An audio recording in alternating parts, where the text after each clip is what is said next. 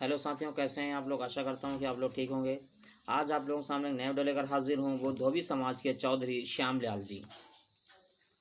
समाज सेवा को समर्पित चौधरी श्यामलाल जी का जन्म एक गरीब रजक धोबी परिवार में 12 फरवरी 1884 ईस्वी को हुआ।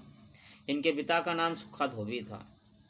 इनका मूल गांव इलाहाबाद जिले का बेलीग्राम था। इसी गांव में उनका पालन पोषण और शिक्षा दीक्षा भी हुई।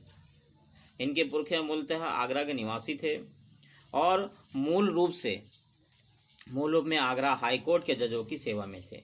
जब आगरा हाई कोर्ट इलाहाबाद चला गया तो इनका परिवार भी कोर्ट के जजों के साथ इलाहाबाद चला गया और बेली गांव में अपना मूल स्थान बनाया।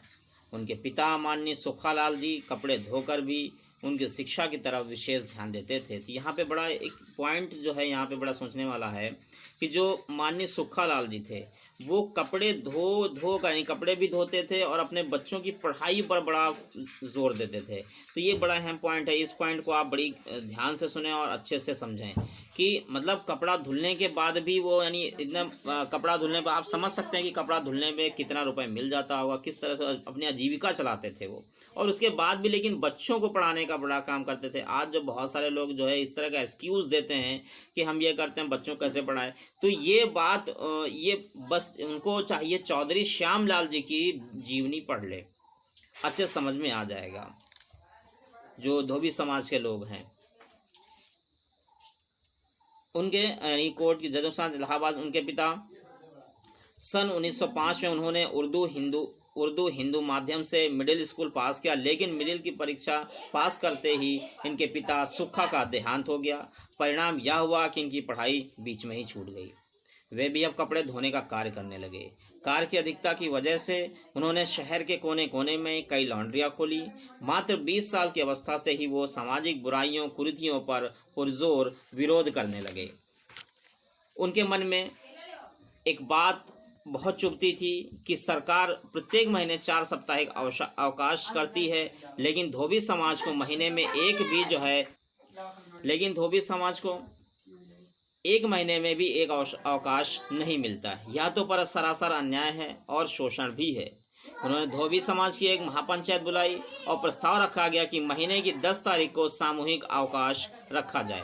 यह निर्णय सर्वसम्मति से मान लिया गया। इसके बाद धोबी जाति की तरफ से इन्हें चौधरी की उपाधि दी गई। इसके बाद आप चौधरी श्यामलाल हो गए।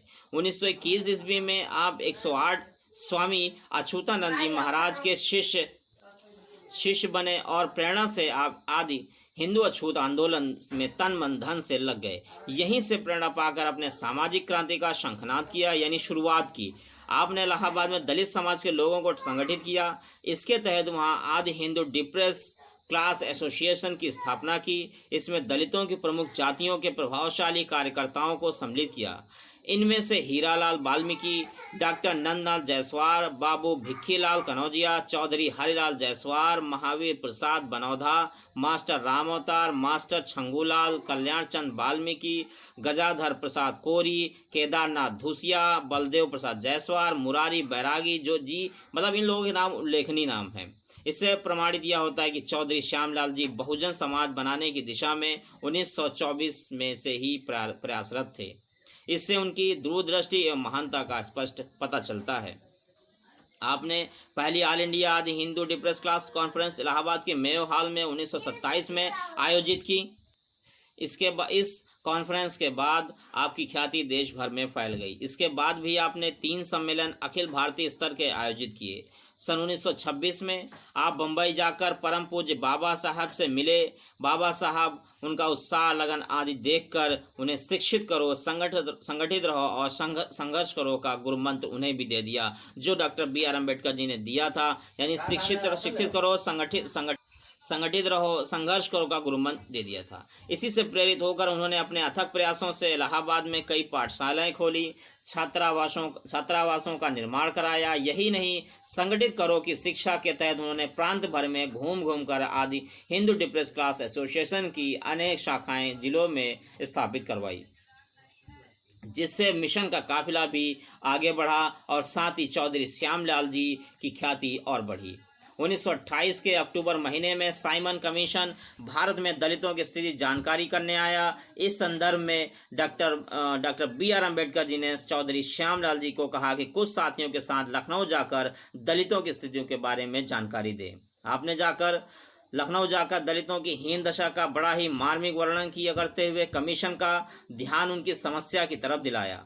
कमीशन दलितों की स्थिति से द्रवित हुआ। उन्होंने दलितों के उत्थान के कार्यों के लिए आश्वासन दिया। सन 1921 में आपने समाजसेवी कार्यकलापों से प्रभावित होकर उत्तर प्रदेश के गवर्नर महोदय ने आपको म्यूनिसिपल कमिश्नर इलाहाबाद मनोनीत कर दिया। देखिए एक जो है मतलब कहाँ से वो कहाँ कैसे उठकर आए। आज अगर इस तरह के हम प्रयास लगातार करते रहेंगे और हम पढ़ाई पे ज़्यादा अच्छे से ध्यान देंगे तो हम भी किसी न किसी पद पर जो है आसीन हो सकते हैं। तब से लेकर लगातार आप 1952 तक म्यूनिसिपल कमिश्नर रहे।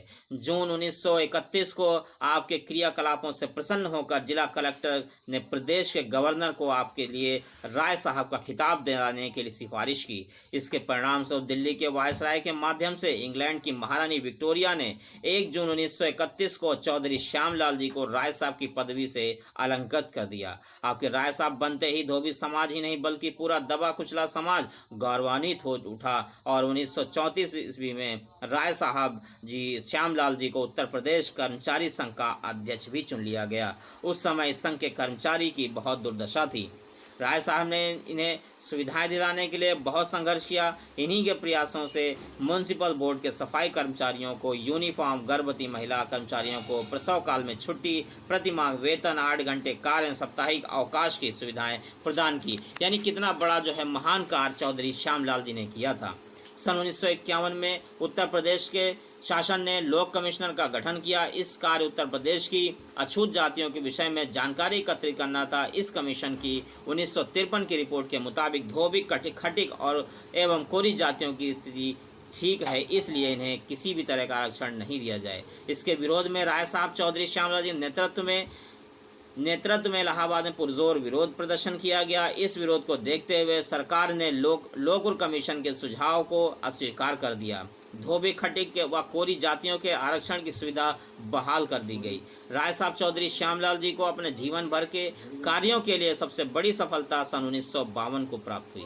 उस समय लोकसभा व विधानसभा के चुनाव में कांग्रेस पार्टी को आदि पार्टी डिप्रेस क्लास की बढ़ती हुई लोकप्रियता के आगे झुकते हुए उनसे मिलकर चुनाव लड़ने का न्योता दिया। कांग्रेस ने इस प्रस्ताव को आदि पार्टी डिप्रेस क्लास ने स्वीकार कर लिया। इस समझौते में इस पार्टी को विधानसभा की 5 सीटें चुनाव लड़ने के लिए मिली। इन्हीं में से एक सीट गोंडा जिले की तुलसीपुर विधानसभा की थी, जिस पर राय साहब श्यामलाल जी भारी मतों से जीते। इस प्रकार वे सन 1952 से 1957 तक विधानसभा के सदस्य भी रहे। राय साहब चौधरी श्यामलाल जी का 5 जून 1958 ईस्वी को 66 वर्षीय आयु में देहांत हो गया, लेकिन वे मरकर भी अमर हो गए। उनके पुत्र चौधरी चुन्नीलाल 1996-2000 तक भाजपा के राज्यसभा के सदस्य भी रहे। चौधरी चुन्नीलाल के पुत्र गौतम चौधरी एडवोकेट हैं। गौतम चौधरी द्वारा दी गई जानकारी से दादा राय साहब चौधरी श्यामलाल जी के 1942 के अंग्रेजों के अत्याचार के विरुद्ध राय साहब की उपाधि को तत्कालीन अंग्रेज सरकार को लौटा दिया गया था। अगर आपको ये वीडियो अच्छी लगे तो जरूर शेयर करें, लाइक करें और हमारे चैनल पर नए तो हमारे चैनल को सब्सक्राइब करें।